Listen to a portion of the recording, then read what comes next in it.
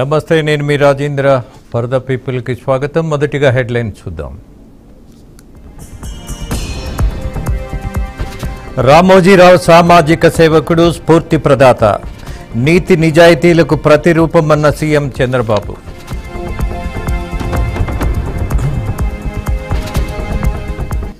ఫోన్లు, సిమ్ కార్డులు తిరిగి ఇవ్వాల్సిందే, లేకుంటే చర్యలు. రాజీనామా చేసిన వాలంటీర్లకు ఏపీ మంత్రి వీరాంజనేయులు హెచ్చరిక.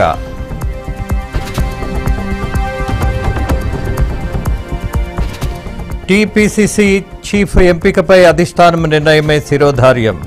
తన హయాంలో అంతా మంచే జరిగిందన్న రేవంత్ రెడ్డి.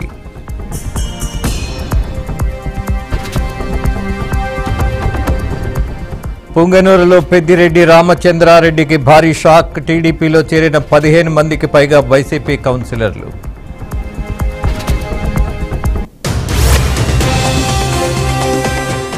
ఫోన్ ట్యాపింగ్ కేసులో పోలీసు అధికారులకు చుక్కెదురు. Bhujangarao, Tirupatanna, Praneeth bail petition కొట్టివేత.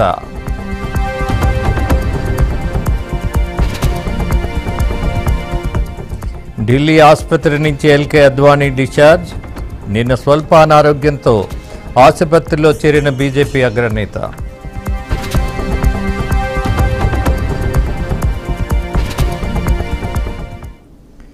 ఈ ఫర్ ద పీపుల్ టాపిక్ వస్తే, ఏ నాయకుడైనా ఏ సందర్భంలోనైనా దాడులు చేయొచ్చా? ఏ పార్టీ నాయకుడైనా సరే. అలాగే బాధ్యత కలిగినటువంటి ప్రజాప్రతినిధులు కనీసం ప్రజాస్వామ్యబద్ధంగా నడుచుకోవాల్సిన అవసరం లేదా? ఈవీఎంలను ధ్వంసం చేసినా వదిలేయాల్సిందేనా? కేసులు పెట్టకూడదా? అలాగే కూటమిగా గెలిచిన వాళ్ళు పార్టీలుగా కలుసుకోలేకపోతున్నారా అన్నటువంటి విమర్శ కూడా ప్రారంభమైంది. కారణం, బీజేపీ, టీడీపీ అలాగే జనసేన ముగ్గురు కలిసి ఒక్క ప్రెస్ మీట్ అయినా పెట్టనటువంటి పరిస్థితి కనపడుతోంది. అలాగే సమస్యల మీద మాట్లాడుతున్నప్పుడు ఎవరికి వారే ఒకరిగా మాట్లాడడం, కలిసి మాట్లాడలేకపోవడం అనేది ఏదైనా కనిపిస్తోందా అన్నటువంటిది కూడా చర్చనీయాంశంగా మారుతోంది. ఇక ఓటమికి కారణాలు వదిలేసి అధికార పక్షంపై ఒక ఎదురుదాడి. సహజంగా ఎప్పుడైనా మనం ఓడిపోయినప్పుడు, గెలిచినప్పుడు కొన్ని కారణాలు వెతుక్కుంటాం. గెలుపులో కూడా కొన్ని పొరపాట్లు జరిగాయి, ఇంకా అద్భుతమైనటువంటి విజయం సాధించాలి కదా అన్నటువంటిది ప్రతి దాంట్లో ఉంటుంది. రాజకీయాల్లోనే కాదు, అది గేమ్ అయినా సరే, మరొక విషయమైనా సరే. బట్ రాజకీయ పార్టీల్లో ఓటమి పాలైనటువంటిది, అది కూడా అనూహ్యమైనటువంటి ఓటమి. వాళ్ళకి అర్థం కాలేదని మాజీ ముఖ్యమంత్రి చెప్పారు, ఎందుకు ఓడిపోయాము అన్నది. మరి దీని మీద చర్చించకుండా పదే పదే మాజీ మంత్రులు ప్రెస్ మీట్లు పెట్టి మరి మా పార్టీ కార్యాలయాలను కూల్చేస్తున్నారు అని చెప్తున్నారు. ఫైన్, అడ్డగోలుగా కట్టాం కాబట్టి చట్ట ప్రకారం మేము కూల్చేయాల్సిన పరిస్థితి ఉన్నది, మా దృష్టికి వచ్చిన తర్వాత ఉపేక్షించాల్సిన అవసరమే లేదు అన్నది పాలకపక్షం యొక్క వాదన. నిజమే కదా, అది అడ్డగోలుగా కట్టిన కట్టడమైనప్పుడు ఖచ్చితంగా ప్రభుత్వ దృష్టికి వచ్చినప్పుడు మేనమేషాలు లెక్క పెట్టుకోవాల్సిన అవసరం లేదు. కొంతమంది సలహా ఇస్తున్నారు, కొద్ది రోజులు ఆగొచ్చు కదా, 1 సంవత్సరం పాటు చూడొచ్చు కదా. ఏం చూడాలి? అది అక్రమ కట్టడం అని తెలిసిన తర్వాత కూడా ఉపేక్షించాలా? రాజకీయం అనేది అలా ఉంటుందేమో కానీ పాలన అలా ఉండదు. ప్రభుత్వానికి ఒక బాధ్యత ఉంటుంది. అది అక్రమ కట్టడమైనప్పుడు ఖచ్చితంగా కూల్చాల్సిందే. అది ప్రజలకు నష్టమైనప్పుడు ఖచ్చితంగా బాధ్యత తీసుకోవాల్సిందే. అలాగే అది ప్రజలకు ఏమాత్రమైనా అభ్యంతరకరమైనప్పుడు, అలాగే ఇబ్బంది పడుతున్నప్పుడు ఆ ప్రజల కోరిక మేరకు పాలకపక్షం నిర్ణయాలు తీసుకోవలసిందే. సో మొత్తం మీద ఇవాళ విపక్షం ఏదైతే ఉన్నదో వాళ్ళు మాట్లాడినటువంటి మాటలు మొదటిగా మీకు చూపిస్తాను. సుధాకర్ రెడ్డి గారు,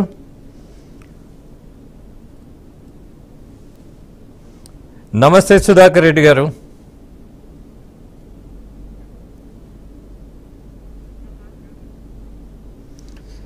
మీరు మీట్లో ఉన్నారు. సుధాకర్ రెడ్డి గారు, లేదు సార్. Yeah, okay, done. చెప్పండి సార్. రాజేంద్ర గారు, ఎస్, మాట్లాడమంటున్నారా?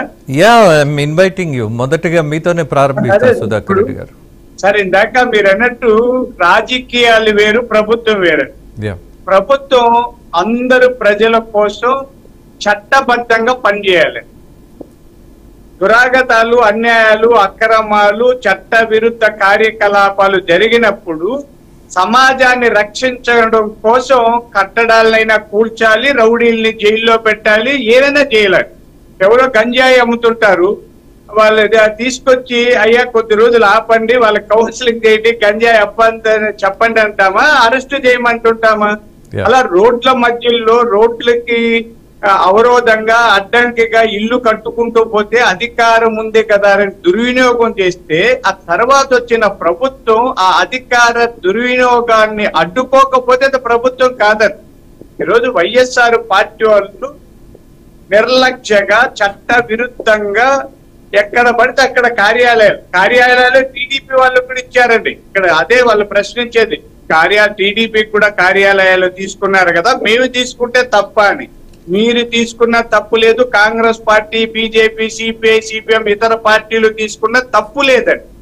చట్ట విరుద్ధంగా భవనాలు కట్టడం తప్పు, అది కక్ష కాదండి, రక్ష. సమాజాన్ని రక్షించడం కోసం చంద్రబాబు నాయుడు గారి ప్రభుత్వం నిబద్ధతతో నిజాయితీతో పనిచేస్తుంది. దీన్ని రాద్ధాంతం చేస్తున్నారు.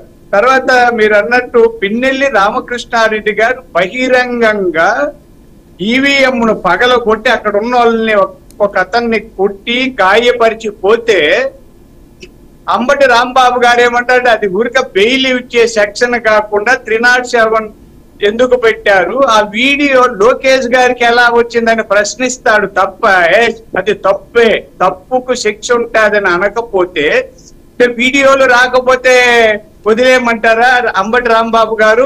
సరే ఆయన అయితే వదిలేశారు అనుకోండి, ఆయన అర్ధరాత్రిలో ఆడవాళ్ళకు ఫోన్ చేసినా వదిలేశారు, డాన్సులు వేసినా వదిలేశారు, ఏం చేసినా ఆ ప్రభుత్వం కాబట్టి వదిలేశారు.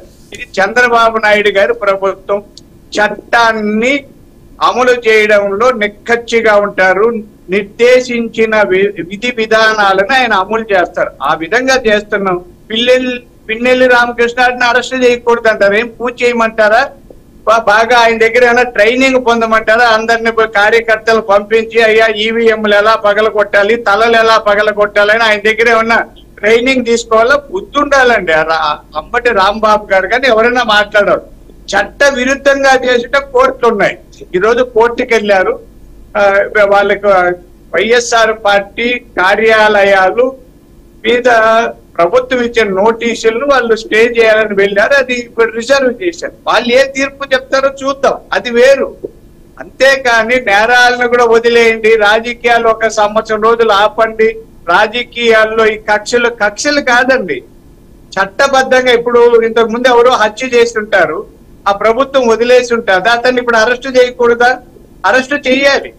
రోడ్ల మధ్యలో ఇల్లు కడుతున్నారు. ఇప్పుడు మాకు సుధాకర్ రెడ్డి గారు ఒకటి వేశారు.